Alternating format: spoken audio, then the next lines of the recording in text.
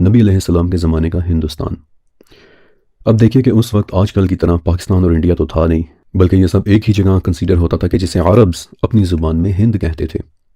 इसलिए for the sake of reference मैं भी इसे हिंद या हिंदुस्तानी कहूँगा।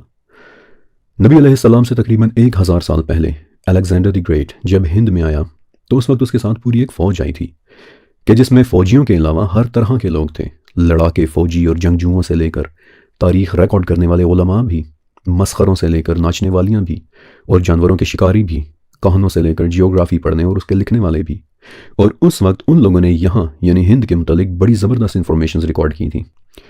उन लोगों ने पहली मरतबा यहाँ हाथी देखे थे, पहली मरतबा बंदर देखे थे कि जिनके मुतालिक वो बड़ी हैरानी के साथ लिखते हैं कि ये शायद इंसानों का कोई ऐसा कबीला है कि जिसे शायद बोलना नहीं आता। अब अलेक्जेंडर तो जेहलम में यहाँ के राजा पोरस के साथ लड़ाई के बाद शदीद ज़ख्मी हो गया था और बाद में फिर अपनी फ़ौज के बहुत ज़्यादा कहने पर वो पूरी दुनिया को फतह करने का ख्वाब अपनी आंखों में लिए वापस चला गया था। लेकिन उसकी फ़ौज में से कुछ लोग फिर यहीं हिंद में ही आबाद हो गए थे और बाद में फिर उन्होंने बड़ी ज़बरदस्त किताबें लिखी और बताया कि कैसे अलेक्जेंडर के बाद यहाँ चंद्रगुप्त मौर्य और अशोक जैसे बादशाहों ने बड़ी बड़ी अज़ीमुश्शान एम्पायर्स कायम की थी।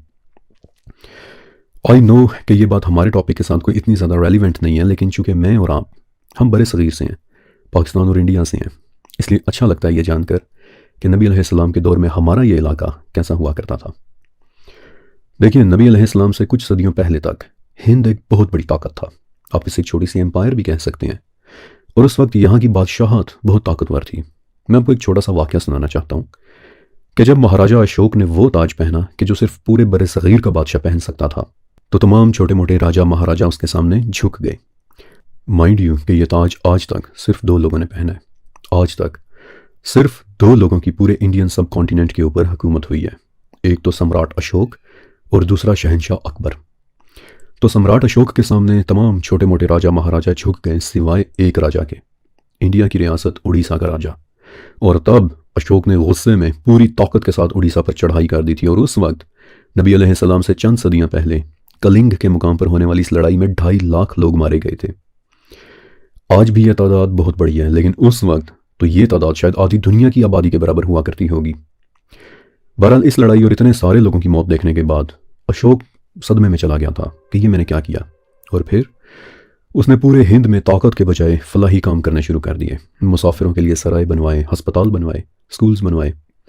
और चूंकि अशोक का निशान पत्थर का शेर था, इसलिए आज भी इंडियन आर्कियोलॉजी में जो चीज़ सबसे ज़्यादा मिलती है वो पत्थर का बना हुआ ये शेर ही है, क्योंकि नबी अलैहिस्सलाम के ज़माने से पहले हिंद को डेवलप करने वाला सबसे पहला बड़ा महाराजा पत्थर के शेर वाला अशोक ही था।